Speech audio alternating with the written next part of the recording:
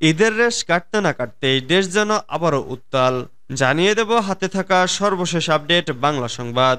প্রথমেই সংবাদ শিরোনাম। রাখাইনের বাসিন্দাদের বাংলাদেশ সীমান্তবর্তী এলাকা ছাড়ার আহ্বান। এরপর জানিয়ে দেব সিলেটে ঘুরতে যাওয়া দর্শনার্থীদের জন্য দুঃসংবাদ। এদিকে সপরিবারে সিঙ্গাপুর গেছেন আসাদুজ্জামান মিয়া, ফিরবেন ২১ জুন। আরও জানিয়ে দেব ২০২২ সালের মতো বন্যার আভাস সিলেটে। সর্বশেষ জানিয়ে দেব সেন্ট মার্টিন ইস্যুতে সরকারের বক্তব্য না থাকায় দেশবাসী উদ্বিগ্ন। এতক্ষণ শুনছিলেন সংবাদ শিরোনাম, এবারে বিস্তারিত। তবে অনুরোধ থাকবে ভিডিওটিতে একটি লাইক করবেন এবং কমেন্ট করে জানিয়ে দিবেন কোন জেলা থেকে আপনি আমাদের এই ভিডিওটি দেখছেন। রাখাইনের বাসিন্দাদের বাংলাদেশ সীমান্তবর্তী এলাকা ছাড়ার আহ্বান। মিয়ানমারের সামরিক বাহিনীর সঙ্গে লড়াইয়ের কারণে দেশটির পশ্চিমাঞ্চলীয় প্রদেশ রাখাইনের সীমান্ত শহর মংডুর বাসিন্দাদের শহর ছেড়ে নিরাপদ কোনো স্থানে আশ্রয় নেওয়ার আহ্বান জানিয়েছে রাখাইন ভিত্তিক সশস্ত্র রাজনৈতিক গোষ্ঠী আরাকান আর্মি।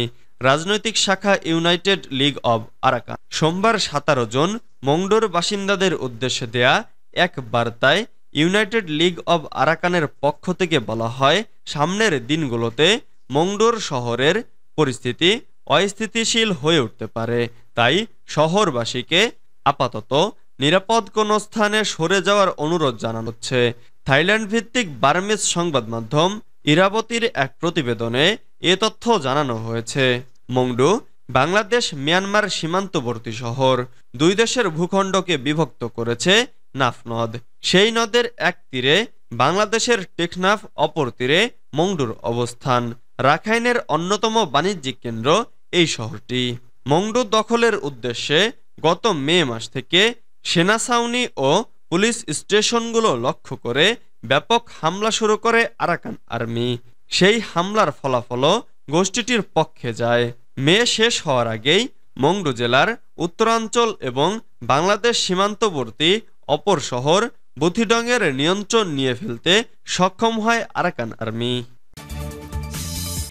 সিলেটে ঘুরতে যাওয়া দর্শনার্থীদের জন্য দুঃসংবাদ। পাহাড়ি ঢল আর অব্যাহত বৃষ্টিপাতে সিলেটের পর্যটন কেন্দ্রগুলো প্রায় পর্যটক শূন্য বেশ কয়েকদিন ধরেই। ঈদকে সামনে রেখে সিলেটের পর্যটন কেন্দ্রগুলো সাধারণত প্রস্তুত থাকে। এ সময় ভালো ব্যবসা হয় হোটেল, রিসোর্ট, দোকানপাটগুলোর। ব্যবসায়ীরা মনে করছেন আবহাওয়া অনুকূলে থাকলে ঈদে ভালো ব্যবসা হবে, কিন্তু বন্যা পরিস্থিতির জন্য সিলেটের সবকটি পর্যটক কেন্দ্র অনির্দিষ্টকালের জন্য বন্ধ ঘোষণা হয়েছে। আকস্মিক বন্যায় প্লাবিত হয়েছে সিলেটের কোম্পানীগঞ্জ ও গোয়াইনঘাট উপজেলা।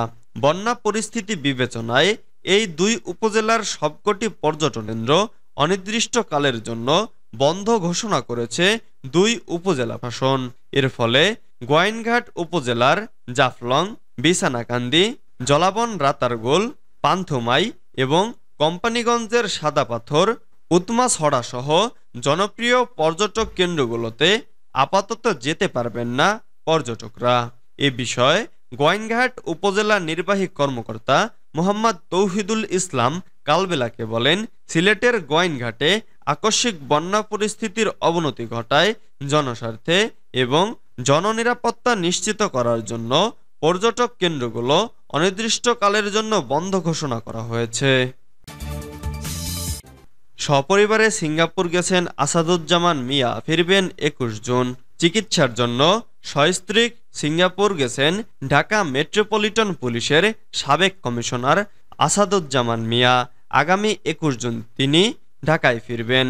মঙ্গলবার ১৮ জুন রাতে সাবেক এই ডিএমপি কমিশনার নিজেই কালবেলাকে এই তথ্য নিশ্চিত করেছেন। তিনি বলেন, চিকিৎসার জন্য সপরিবার মিলে সিঙ্গাপুর এসেছি, আগামী ২১ জুন দেশে ফিরব। এর আগে গত সপ্তাহে স্ত্রী ও সন্তানের চিকিৎসার জন্য সিঙ্গাপুর যান আসাদুজ্জামান মিয়া। আসাদুজ্জামান মিয়া পুলিশে যোগদানের পর সুনামগঞ্জ, পাবনা, টাঙ্গাইল জেলা পুলিশ সুপার, চট্টগ্রাম ও সৈয়দপুরে রেলওয়ে পুলিশ সুপার ছিলেন। বগুড়ায় প্রথম আর্মড পুলিশ ব্যাটালিয়নের সিও, নোয়াখালীর পুলিশ প্রশিক্ষণ সেন্টার, খুলনা, চট্টগ্রাম, ঢাকা ও হাইওয়ে রেঞ্জের উপমহাপরিদর্শক হিসেবেও তিনি দায়িত্ব পালন করেন। তিনি 2015 সালের 7 জানুয়ারি ডিএমপি কমিশনার হিসেবে যোগদান করেন। 2022 সালের মতো বন্যার আভাস সিলেটে। 2022 সালে ভয়াবহ বন্যার কবলে পড়ে সিলেটবাসী। যে দুর্ভোগে পড়েছিল সেই পরিস্থিতির আভাস জানান দিচ্ছে এবারের বন্যা। জুন মাসটি যেন এ অঞ্চলের মানুষের জন্য দুর্ভোগের মাস হয়ে উঠেছে। পাহাড়ি ঢল ও বৃষ্টির কারণে অসময়ে বন্যার কবলে পড়তে হয় এখানকার বাসিন্দাদের। 2022 সালে পুরো জুন মাসে সিলেটে যে বৃষ্টিপাত রেকর্ড করা হয়েছিল তার চেয়ে বেশি রেকর্ড হয়েছে চলতি জুন মাসের 18 দিনে। পুরো মাস শেষে রেকর্ডের পরিমাণ হয়তো 2000 মিলিমিটার ছাড়িয়ে যাবে, হতে পারে নতুন রেকর্ডও, এমন তথ্য জানিয়েছে সংশ্লিষ্টরা। পানি উন্নয়ন বোর্ড পাউবর তথ্য মতে 2 বছর আগে জুন মাসে সিলেটে বৃষ্টিপাত হয় 1456.2 মিলিমিটার। এবার মঙ্গলবার পর্যন্ত বৃষ্টিপাত হয় 1708.6 মিলিমিটার। এর আগে 2022 সালের জুন মাসে 651, 2021 সালে 670 ও 2023 সালে 1365.7 মিলিমিটার বৃষ্টিপাত হয় সিলেটে। পাউবর সিলেট নির্বাহী প্রকৌশলী দীপক রঞ্জন দাস বলেছেন, জলবায়ু পরিবর্তনের কারণে বৃষ্টিপাতের এ তারতম্য হচ্ছে। তিনি বলেন, ভারতের মেঘালয়ে বৃষ্টিপাতের ফলে পাহাড়ি ঢল নেমে নদ নদীর পানি বৃদ্ধি পাচ্ছে।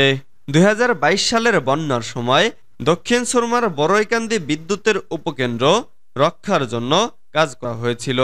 এবারও মঙ্গলবার বিকেল থেকে কাজ শুরু করেছে সেনাবাহিনী। 2 বছর আগে বন্যার ঝুঁকির মুখে থাকা সেই কেন্দ্রটি রক্ষণাবেক্ষণের উদ্যোগ নিয়েছিল বিদ্যুৎ বিভাগ, কিন্তু 2 বছরেও করতে পারেনি। এবার বন্যায় উপত্যকাটি আলোচনায় আসে মঙ্গলবার সিটি মেয়র আনোয়ারুজ্জামান চৌধুরীর পরিদর্শনের মাধ্যমে। তিনি তখনই জানতে পারেন বড়ইকান্দি বিদ্যুৎ উপকেন্দ্র রক্ষণাবেক্ষণে তথা মেশিনারিজ উঁচু করে রাখা সহ আনুষঙ্গিক কাজের জন্য প্রকল্প নেওয়া হয়েছিল, কিন্তু 2 বছরেও তা হয়নি। সেন্ট মার্টিন ইস্যুতে সরকারের বক্তব্য না থাকায় দেশবাসী উদ্বিগ্ন। সেন্ট মার্টিনে গোলাগুলির ব্যাখ্যা দিতে না পারা সরকারের চরম ব্যর্থতা বলে মনে করছেন ইসলামী আন্দোলন বাংলাদেশের মহাসচিব প্রিন্সিপাল হাফেজ মাওলানা ইউনুস আহমদ ও যুগ্ম মহাসচিব মাওলানা গাজী আতাউর রহমান। মঙ্গলবার 18 জুন এক বিবৃতিতে নেতৃদ্বয় বলেন, সরকার একটি বিবৃতি দিয়ে সেন্ট মার্টিনের প্রকৃত ঘটনা আন্তর্জাতিক সম্প্রদায়ের কাছে তুলে ধরতে পারেনি। টেকনাফ থেকে সেন্ট মার্টিন যেতে যেভাবে গোলাগুলি করা হচ্ছে তা বাংলাদেশের স্বাধীনতা ও সার্বভৌমত্বের ওপর চরম হুমকি। তারা বলেন, সেন্ট মার্টিন দ্বীপ থেকে সাগরে দেখা যাচ্ছে মিয়ানমারের বড় বড় যুদ্ধজাহাজ। একটি ভিন্ন দেশ থেকে আমার আন্তর্জাতিক স্বীকৃত সমুদ্র সীমানার যে পথ, ওই পথে বাংলাদেশের জাহাজ যাতায়াত করতে পারছে না, সেখানে গোলাগুলি করে বন্ধ করে দেওয়া হচ্ছে। অথচ সরকার এখন পর্যন্ত একটি সিরিয়াস স্টেটমেন্ট পর্যন্ত আন্তর্জাতিক সম্প্রদায়ের কাছে তুলে ধরতে পারেনি। এটা আমাদের দেশের দুর্বল পররাষ্ট্রনীতির ফসল।